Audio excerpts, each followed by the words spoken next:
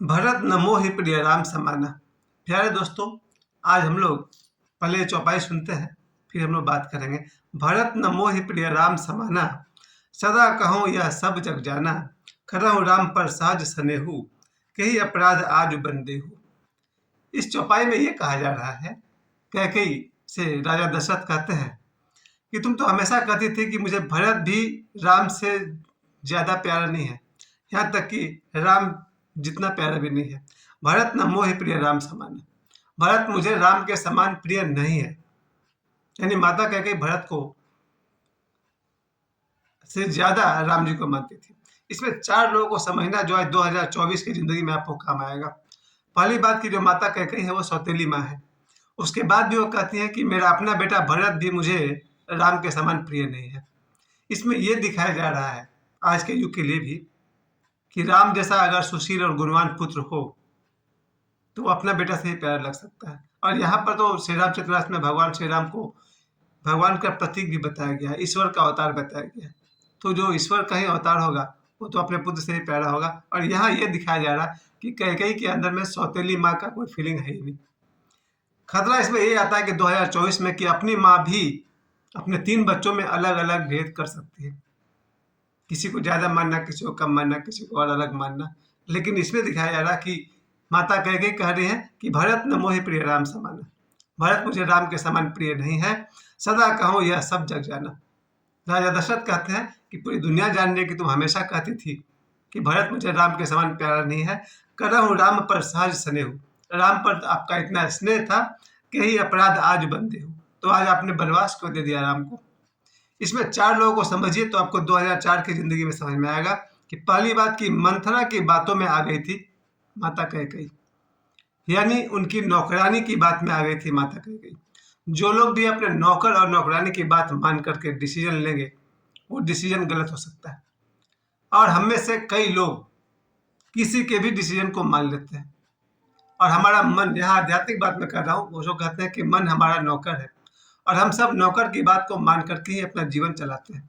तो जो व्यक्ति अपने नौकर की बात मानेगा वो जीवन भर के लिए कलंकित हो जाएगा। और यही हुआ माता कैकेयी जब उन्होंने ये निर्णय कर लिया।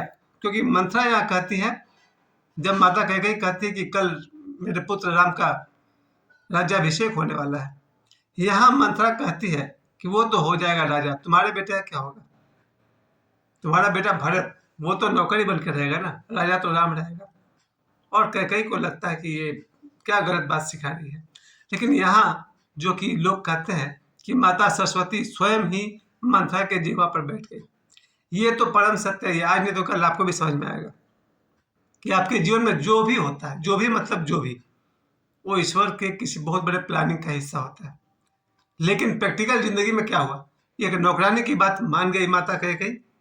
जब नौकरानी ने कहा कि यही तो मौका है, क्योंकि एक बार राजा दशरथ ने तुमसे कहा था कि तुम मुझसे 2 वरदान मांग लेना, यही मौका है, वो 2 वरदान मांग लो, अपने बेटे की राजगद्दी और राम को वनवास। क्योंकि राम यहाँ रहेगा तो भरत राजा बन पाएगा नहीं।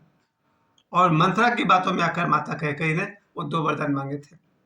दूसरा एंगल से देखिए, भरत जैसा पुत्र जब उसे पता चला कि उसकी माता कैकेयी ने भगवान श्री राम को वनवास दे दिया है, उसने कहा कि अब मैं कभी तुम्हें माँ कहकर नहीं बुलाऊंगा। क्योंकि भरत जी को भगवान राम से इतना प्रेम है, इतना लगाव है, उन्हें अपना गुरु और ईश्वर स्वरूप मानते थे। जब उन्हें पता चला कि निर्दोष राम को मेरी माता ने वनवास दे दिया 14 वर्ष का, तो उन्होंने कहा कि मैं कभी भी अब माँ कहकर नहीं बुलाऊंगा। यहाँ पर बहुत ही गौर करने वाली बात है कि भरत जैसा भाई आज 2024 में करोड़ों में कोई एक होता होगा। क्योंकि भाई भाई में तो मेरा अपना देखा हुआ है कि बहुत लाखों करोड़ों घर तो नहीं, मेरा तो सैकड़ों घर का तजुर्बा है। भाई भाई आपस में बात नहीं करते, भाई भाई आपस में एक दूसरे का धन हड़पने में लगे रहते हैं, भाई भाई कभी कभी एक दूसरे की हत्या भी कर देते हैं। और यहाँ भरत जैसा भाई जीवन भर तो क्या, वो 14 वर्ष तक अपने बड़े भाई राम के खड़ाऊ को लेकर आए और उसको राजगद्दी पर बैठाए और कहे कि शासन तो भैया राम ही करेंगे, मैं तो सिर्फ एग्जीक्यूटिव रहूंगा, सहायक रहूंगा। तो भरत जैसा भाई, मैं क्यों श्री रामचरितमानस को इतना महत्व देता हूँ, इसलिए कि भरत जैसा भाई अपने सौतेले भाई भगवान श्री राम को इतना मानते थे कि उन्होंने उनके लिए अपने माता से 14 वर्षों तक बात नहीं किया। दूसरी तरफ भगवान राम है, जब वो वनवास से लौटते हैं 14 वर्ष के बाद, तो महल में प्रवेश करते ही वो सबसे पहले माता कौशल्या के पास नहीं जाते, सबसे पहले वो माता कैकेयी के पास जाते हैं। यहाँ आश्चर्य की बात है कि भगवान राम की अपनी माता कौशल्या है, लेकिन वो सबसे पहले माता कैकेयी के पास जाते हैं, क्योंकि उन्हें मालूम है कि माता कैकेयी को भी अपने डिसीजन पर बहुत दुख हुआ है। 14 वर्ष तक वो अपने आप को दोषी मानती रही होगी, और इसलिए भगवान श्री राम महल में प्रवेश करते ही कहते हैं कि सबसे पहले मुझे माता कैकेयी से मिलना है। तो ये जो श्री रामचरितमानस के जो पात्र हैं, चाहे भगवान श्री राम के जितना भी गुणगान करें कम है, तो स्वयं ईश्वर के अवतार हम मानते हैं हम लोग। माँ, और दूसरी तरफ ये माता कौशल्या और कैकेयी जो सौतेली माँ होते हुए भी 14 वर्षों तक इस दुख में जलती रही कि मेरे कारण राम को वनवास भोगना पड़ा। मंथरा की बात मान लेना एक संकेत है कि नौकरों की बात पर बहुत ज्यादा कान नहीं देना चाहिए। सुनिए, समझिए, कुछ समझदारी की बात हो तो हो सकता है नौकर बुजुर्ग हो, आपसे अधिक उम्र दराज हो और उसकी बातों में कोई जीवन का अनुभव हो, तो बात अलग है। अन्यथा मालिक को मालिक की तरह रहना चाहिए और नौकर की बात मानकर नहीं चलनी चाहिए। लेकिन दूसरी बात की जीवन का कोई भी सत्य एक तरफा नहीं होता। अगर नौकर बुजुर्ग हो, जीवन का अनुभवी हो, तो उसकी बात सुनी भी जा सकती है। इसके अलावा देखा जाए, संत तुलसीदास ने ये जो श्री रामचरितमानस की रचना की, अभी हम आधा घंटा पहले मैं देखा था संत सियाराम जी का एक वीडियो। संत सियाराम जी जो मध्य प्रदेश के संत हैं, जिनकी उम्र अभी 120 साल के आसपास है, तो 24 घंटे में 21 घंटा वो श्री रामचरितमानस का ही पाठ करते रहते हैं बिना चश्मा के, और दिया वगैरह जलाने के लिए अग्नि मंत्र का प्रयोग करते हैं। माचिस उनको नहीं चाहिए। आज 2024 में भी ऐसे ऐसे संत हैं जो इसी श्री रामचरितमानस के पाठ के बल पर अपने जीवन को दिव्य बना चुके हैं। और मैं तो भूल ही नहीं सकता हूँ कि आज के युग का सबसे बड़ा सुपरस्टार बाबा बागेश्वर श्री रामचरितमानस, हनुमान चालीसा और सुंदरकांड के महत्व से आज शाम को जो उनकी कथा हो रही थी, जब मैं देखा था 10 लाख लोग के आसपास जब झूम रहे थे, 5 लाख 10 लाख तो वैसे ही उनकी कथाओं में आते हैं। उसके आकर्षण का मुख्य केंद्र क्या है? राम की भक्ति, भगवान श्री राम की भक्ति। इतना श्री रामचरितमानस को जो अगर देखा जाए तो संत तुलसीदास जी पर मैं 2-3 दिन पहले बोला था।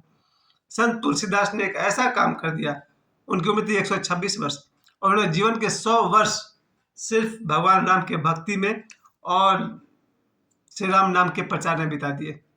श्री रामचरितमानस उनकी ऐसी देन है कि आज भी, आज मंगलवार है, देखा जाए तो पूरे भारत में हनुमान चालीसा का पाठ किया जा रहा होगा। कई मंदिरों पर तो सुंदरकांड का पाठ भी किया जाता है, श्री रामचरितमानस का पाठ किया जाता है। जिन्होंने भी श्री रामचरितमानस का पाठ किया, कम से कम उनके 2 ग्रह, वैसे तो 9 ग्रह भी ठीक हो जाते हैं, मंगल ग्रह, शनि ग्रह, राहु, गुरु, मेरे हिसाब से 9 में 9 ग्रह मजबूत होते हैं जब आप श्री रामचरितमानस का पाठ करते हैं हृदय से, श्रद्धा पूर्वक, भक्ति सहित। और मैं ये भी कहता हूँ कि आपके जीवन में कितना भी धन हो, दौलत हो, जब आप श्री रामचरितमानस का पाठ करेंगे या भगवान श्री राम का चर्चा करेंगे, थोड़ी देर ऐसा लगता है इससे पूरे शरीर में अमृत का प्रवाह हो रहा हो। मैं जब कभी भी संत तुलसीदास जी को, उनको मैं सुबह से लेकर पढ़ना शुरू करता हूँ, और मैं हमेशा कहता हूँ कि हनुमान चालीसा सिर्फ एक बार पढ़ने की चीज़ नहीं। आपके पास जब भी अवसर मिलता है 2 बार, 10 बार, 20 बार, 50 बार, 100 बार पढ़ना चाहिए। और आपका जो प्रैक्टिकल ज़िंदगी है, जिसमें आप नौकरी करते हैं, बिजनेस करते हैं, जो भी करते हैं, उसमें से समय निकाल करके हो सके तो हनुमान चालीसा और श्री रामचरितमानस का पाठ करना ही चाहिए। क्योंकि श्री रामचरितमानस उस युग से लेकर आज 2024 तक भी उतना ही उपयुक्त है। वैसे श्री रामचरितमानस से बहन की भूमिका बहुत ज़्यादा नहीं दिखाई गई है। भगवान श्री राम की जो बहन थी, उनका बहुत ज़्यादा भूमिका नहीं दिखाई गई है। लेकिन आज जैसे मैंने आपसे कहा, भरत न मोहि प्रिय राम समाना, सौतेली माता अपने पुत्र राम से इतना स्नेह करती है, लेकिन आज के युग में कभी कभी अपनी माता भी अपने 2 पुत्रों से बराबर प्रेम नहीं कर पाती। इसके अलावा राजा दशरथ, जो उस परंपरा के अनुसार अपने ज्येष्ठ पुत्र को राजा बनाना चाहते थे, वचन जो उन्होंने दिया माता कैकेयी को, उसको उन्होंने पूरा किया। आज हमारे बीच हम जो वचन देते हैं वो पूरा नहीं कर पाते, क्योंकि संकल्प का अभाव है। संकल्पहीन व्यक्ति वचन तो दे देता है, पूरा नहीं कर पाता, लेकिन संकल्पवान व्यक्ति जो वचन देता है उसे पूरा करता है। अगर कोई व्यक्ति किसी को कह दे कि मैं तुम्हारी बेटी की शादी में 1 लाख रुपया दूंगा, इस वचन देने के बाद अगर उन दोनों लोगों में कट्टर दुश्मनी भी हो जाए, तो भी 10-20 साल बाद जब उस बेटी की शादी होगी, तो ये आदमी अपना वचन पूरा करेगा, वो 1 लाख रुपए देगा, क्योंकि उसने वचन दिया था कि मैं तुम्हारी बेटी की शादी में 1 लाख रुपए दूंगा। तो जो संकल्पवान व्यक्ति होता है वो अपना वचन जरूर पूरा करता है, और जो अपना वचन पूरा करता है वो संकल्पवान हो जाता है। इसलिए श्री रामचरितमानस में जब राजा दशरथ ने वचन दिया था, उस वचन को उन्होंने पूरा किया। कैकेयी को वचन दिया था, उसको उन्होंने पूरा किया। भगवान श्री राम को वनवास देना पाए, ये तो ईश्वर की सबसे बड़ी इच्छा थी कि भगवान श्री राम को वनवास देना, ताकि उनकी जो भेंट हो बड़े बड़े ऋषियों से हो, बहुत सारे साधुओं का कल्याण हो, हनुमान जी का एंट्री, रावण का मोक्ष गमन और बहुत सारी घटनाओं, विभीषण का राजा बनना, इतने सारी घटनाओं की शुरुआत इसी वनवास के दृश्य से हुई है। तो देखा जाए तो पूरा भारत आभारी है मंथरा का, जिसके कारण इतना बड़ा रामायण हुआ और इतनी बड़ी बड़ी घटनाएं घटी। खैर, आज हम लोग फिर से यही कहेंगे, भरत न मोहि प्रिय राम समाना, सदा कहूँ यह सब जग जाना, करो राम पर सहज सनेहु, कहीं अपराध आज बंदेहु। अयोध्या कांड का ये चौपाई हम सब के लिए बहुत ही काम का है। मुझे समय देने के लिए आप सभी को बहुत बहुत धन्यवाद। जय श्री राम।